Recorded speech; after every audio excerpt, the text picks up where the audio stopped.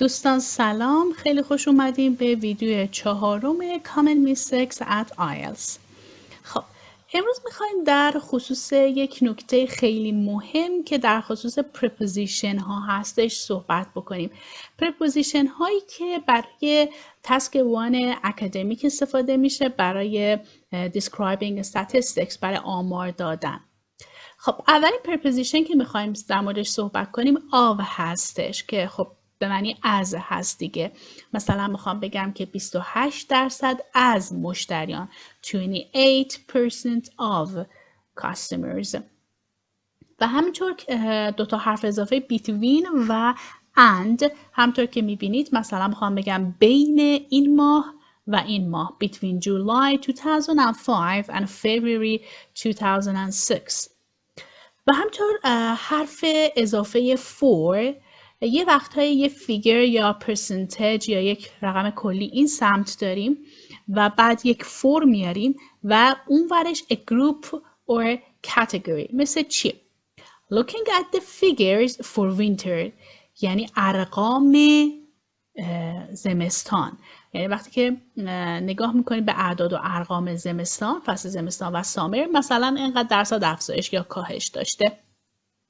یا the percentages for skilled and unskilled workers. The percentages for skilled and unskilled workers یعنی درصد همون کسره خودمون هستش. ولی همونطور که میبینید این ورش حالا یک اعداد و ارقامی هست، یه دونه فور داریم و اون سمتش در واقع یک گروپ هستش یا یک کاتگوری هستش که از for استفاده میکنیم. یا income for government employees یعنی درآمد کارمندان دولت is حالا مثلا انقدر هست. و یه وقتی از at استفاده میکنیم موقعی که در خصوص یک لول یا نرخ ریتی صحبت میکنیم. مثلا inflation has remained at roughly the same level. roughly یعنی تقریبا. خب تورم باقی مونده در تقریبا یک سطح. پس at roughly the same level. یا مثلا میتونم بگم at cheaper rate به نرخ ارزون تر. و حرف اضافه بعدی with هستش. be highest, come top, rank second, etc. یک همچین چیزهای قبلش میتونیم بیاریم، بعد یه with و حالا یک رقمی یا درصدی این سمت. مثلا football scored highest with 68% of the vote. در واقع فوتبال بیشترین نرخ رو به خودش اختصاص داد، بیشترین رأی رو به خودش اختصاص داد با 28%. پس scored highest with 68%. scored highest with. همونطور که میبینیم در واقع بخوام بگم که با 68% بیشترین مثلا رأی رو به خودش اختصاص داده. یک همچین حالتی ما تو فارسی ترجمه میکنیم. Paris is second in the table with 76 million passengers per year. پس پاریس در واقع تو جدول رتبه دوم رو داره با 76 میلیون در واقع مسافر در سال. یه سری فعل‌هایی هم داریم که خیلی رایج هستن که ما برای در واقع دیسکرایب کردن گراف ها یا چارت ها ازشون استفاده میکنیم که قبلا در موردشون توضیحاتی داده بودیم. The chart یا the graph shows یا میتونم بگم که illustrates یا represents. اگه دو تا حالا جدول باشه یا توی یک جدول دو چیز با هم مقایسه بشه، the chart or the graph compares حالا یه چیزی رو با یه چیز دیگه. We can see from the chart or graph, we can see from the chart or graph that. میتونیم از این چارت بفهمیم که یا تو این چارت میتونیم ببینیم که یه سری ورب های دیگه هستش که برای در واقع دیسکرایب کردن اعداد و ارقام، فیگرها و آمارها statistics استفاده میشه.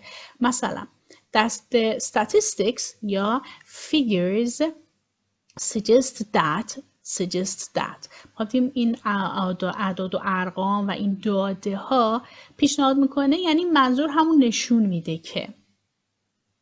یا the figure will increase further reaching 6 million in 2020. داره در مورد در واقع یک اتفاقی که توی آینده مثلا بخواد بیفته، یعنی سال 2020 شما فکر کنید حالا 2-3 سال قبلش رو در نظر بگید، الان مثلا 2017 هستیم، داریم میگه که در سال 2020 این میزان و این رقم افزایش پیدا خواهد کرد به و میرسه به 6 میلیون، افزایش پیدا میکنه reaching 6 million و میرسه به 6 میلیون در سال 2020. Demand rose by 48%.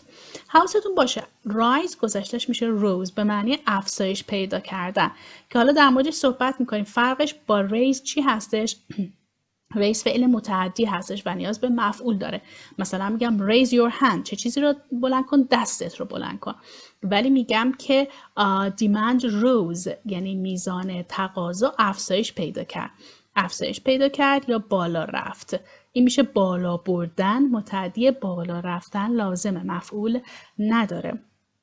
پس میزان تقاضا افزایش پیدا کرد by یعنی به میزانه، حواسمون باشه by یعنی به میزانه. اگه اینجا تو بودش یعنی به، پس به میزان 48% با اینکه بگم rose to 48% فرق میکنه. این یعنی به میزان 48%، اون یعنی به 48%. وقتی میگم to 48% یعنی به 48% رسید، ولی این قبلا یه رقمی بوده، حالا 48% هم اومده روش افزایش پیدا کرده. یا حالا هر چیزی dropped from 21% to just 6%.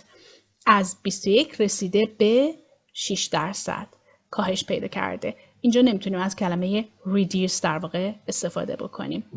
پس اینجا من میخوام که یک بار دیگه این رو در واقع مرور کنم. پس گفتیم raise فرقش با rise این هستش که rise نیاز به مفعول نداره ولی raise نیاز به مفعول داره. raise interest rate چه چیزی رو افزایش دادن؟ نرخ بهره رو. و همطور اگه drop و reduce رو هم بخوایم با هم دیگه مقایسه بکنیم همین هستش. reduce چه چیزی رو کاهش دادن؟ reduce traffic، مفعولمون traffic هستش، ولی اینجا drop افتادن و کاهش پیدا کردن، این باز فعلمون چی هستش؟ متعدی هستش. این رو خیلی دقت کنید. خب مورد دیگه که خیلی وقتا بچه‌ها با هم اشتباه میکنن چند کلمه هستش مثل percentage، proportion و rate. میخوایم ببینیم که کی بعد از کدوم استفاده کنیم. percent که همون درصد هستش، چه به صورت حروف نوشته بشه چه علامت درصد گذاشته بشه که بعد از عدد میاد. مثلا sales fell by 2% یا به این شکل بنویسیم last year، پارسال به میزان 2% فروش کاهش پیدا کرد. ولی percentage به معنی فقط درصد هست. مثلا میگم درصد افراد مثلا بیکار، مثلا the percentage of the jobless. proportion هم نسبت هستش، در واقع بخشی از یک کل رو تشکیل میده. مثلا which country has the highest proportion of people living in the poverty؟ کدوم کشور بالاترین نسبت مردمی رو داره که در واقع در فقر زندگی میکنن. و rate هم که به معنی در واقع نرخ هست. مثلا میگم the rate of growth is slower، میگم که نرخ رشد، مثلا نرخ بهره interest rate، exchange rate یعنی نرخ در واقع تبدیل پول. از هر کدوم میتونید استفاده کنید. مورد بعدی کلماتی که برای کامپریزن ها و در واقع مقایسه ها استفاده میشه. مثلا compare something to or with something. چجوری استفاده میکنیم؟ چه فرقی میکنه؟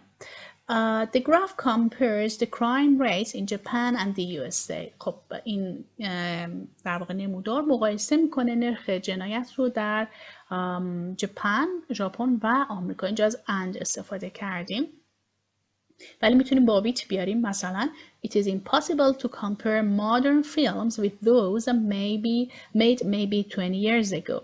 خب مثلا غیر قابل امکان هستش که فیلم های مدرن رو مقایسه کنیم با compare something with something else، با فیلم های 20 سال پیش. Many people have compared her voice to Franklin's. خیلی از آدما صداش رو مقایسه میکنن با فرانکلین. یعنی چی؟ یعنی میگن شبیهشه یا در واقع در اون حد میبینن، در حد فرانکلین میبیننش. منظورش این هستش که از تو استفاده میکنیم. Compared to or with something، مثلا women's income rose by 31% compared to only 13% for men. درآمد خانم ها به میزان 31% در مقایسه با آقایون که 13% افزایش پیدا کرده. Compared to، نمیگیم comparing to، compared to. In comparison to or with something، مثلا US workers get very little holiday in comparison with their European counterparts. کارگران آمریکایی به نسبت همتای اروپاییشون یا در مقایسه با همکارهای اروپاییشون در واقع هالیدی کمتری دارن. In comparison with. یا اینکه مثلا این comparison رو میتونیم بیاریم انتهای جمله. After 2 weeks in a tent, the simple little hotel seemed luxurious in comparison. و از 2 هفته که تو چادر بودیم اون هتل به نظر در مقایسه با اون چادر خیلی به نظر لوکس میرسید. خب کالوکیشنی که برای کامپریزن میتونیم استفاده کنیم یعنی مقایسه کردن رو میتونیم بگیم make یا draw comparison. مثلا it is impossible to draw a direct comparison between. میتونست make هم بگه. غیر ممکن هستش که یک مقایسه بکنیم بین این دوتا کانفلیکت یعنی درگیری، یعنی اصلا اینا قابل مقایسه نیستند. و کلمه دن رو بخوایم استفاده بکنیم. مثلا Prague has more churches than. پراگ کلیساهای بیشتری داره than نسبت به. یا اینکه that of استفاده بکنیم. Britain's population density is double that of China. Is double that of China. یعنی که پاپولیشنش که اسم اینجا داریم در واقع این that have برمیگرده به اون پاپولیشنه. نمیتونم compare to استفاده بکنم. جمعیت در واقع بریتانیا با جمعیت به جای دوباره پاپولیشن رو تکرار کنم that have آوردم. به نسبت جمعیت تراکم جمعیتش نسبت به تراکم جمعیت چین 2 برابر هستش. is double that of. در واقع داره مقایسه میکنه. مورد بعدی که هستش number of هستش و amount of که این رو قبلا در خصوص اسمهای قابل شمارش و غیر قابل شمارش گفته بودیم. The number of با اسمهای countable, the amount of uncountable. مثلا number of passengers, number of people، ولی amount of energy, amount of food که غیر قابل شمارش هستن. و همینطور the number of یا amount of رو استفاده میکنیم وقتی که میخوایم در خصوص یک quantity صحبت بکنیم. یعنی چی؟ مثلا میگم the number of passengers blah blah یا we need to reduce the amount of water. میزان آب رو باید در واقع یک مقدار و میزان رو میخوایم بررسی بکنیم که باز همون قابل شمارش و غیر قابل شمارشش رو باید در نظر بگیریم. پس the number of و the amount of در واقع یک دونه د بهشون اضافه میکنیم که در مورد اون میزان یک ماده یا چیزی صحبت بکنیم. و همینطور میتونیم از a or n قبل از یه صفت استفاده کنیم به اضافه number یا amount of. مثلا they spend a significant amount of or a large number of people. a large number یه صفتی هم میتونه باهاش بیاد که تاکید کنه روی میزانش. و percentage و number خب مشخصا percentage داره به درصد برمیگرده. percentage of students with blue eyes is 25%. به این is هم دقت بکنید. دارم به درصد refer میکنم is. و the number of students with blue eyes is درصد یا number. چه the percentage or چه the number of یا the percentage of. حتی اگه این اسم جمع باشه در هر صورت من دارم به اون شمار یا درصد ریفر میکنم، نه به تعداد دانش آموزان. در نتیجه باید حتما فعلم تو هر دوتا مفرد باشه. این رو باید خیلی دقت کنید. و بحث آخری که داریم برای این کانترست هستش که ببینید که به چه شکل میتونیم نشونش بدیم. مثلا یه وقتی میخوام بگم که دو تا چیز کاملا متضاد هم هستش و برعکس، در واقع میگم برعکس این اتفاق افتاده. Questionnaires produce only limited responses. خب پرسشنامه ها فقط یه سری جوابهای محدودی رو به خودش اختصاص داد. Interviews in contrast برعکسش مصاحبه ها are time consuming، خیلی وقتگیر هستن but allow for fuller replies، اما در واقع پاسخهای بیشتری رو با وجود اینکه وقتگیر هستن به خودشون اختصاص دادن. وقتی که این وسط در واقع اومده بخواد بگه برعکسش، درسته که پرسشنامه ها خیلی نتونست جواب بگیره ولی اینترویو ها برعکسش خیلی خوب جواب گرفته. یا مثلا اینطوری استفاده کنم In Britain only 9% of over 60s live with their families in contrast to 29% in Japan. In contrast to برعکسه، پس تو بریتانیا 9% با خانواده‌هاشون زندگی میکنن، اونایی که بالای 60 سالشون هستش، برعکس 29% که توی ژاپن داریم. We can also say that there is a contrast between. مثلا مثل چیه؟ There is a stark. این stark خیلی کلمه خوبیه، یعنی یک در واقع تفاوتش رو که کننده و خیلی شدید. There is a stark contrast between something and something else. این فرم رو هم میتونیم استفاده کنیم، کانتراستی که بین دو تا چیز وجود داره. و همچنین on the contrary رو ما میتونیم استفاده بکنیم برای اینکه introduce the opposite of what something or what has just been said. در واقع اپوزیت یه چیزی میخوایم اون ورش بیاریم. مثلا have visitor numbers dropped since the attack. تعداد در واقع ویزیترها از زمان حمله کم شده. On the contrary, they have risen slightly. برعکس تازه یک کمی هم افزایش پیدا کردن. We use the phrase on the other hand to introduce an opposite viewpoint. این on the other hand هم خیلی توی رایتینگ ها استفاده میشه، مخصوصا برای مثلا discussion essay. یه پاراگراف یک نظر رو میگیم on the other hand، پاراگراف بادی دوممون رو میخوام بگم برعکس، مثلا some people believe that blah blah is good. توضیح میدم، پاراگراف بعدی میگم on the other hand some believe that، یعنی دارم یک ایده متضادی رو تو پاراگراف دوم میگم. پس خیلی وقتا برای شروع پاراگراف دوم دیسکاشن، اسای های دیسکاشن خیلی میتونه مفید باشه این کلمه. خب امیدوارم که مورد استفادهتون قرار گرفته باشه این ویدیو. در ویدیو بعدی میبینمتون.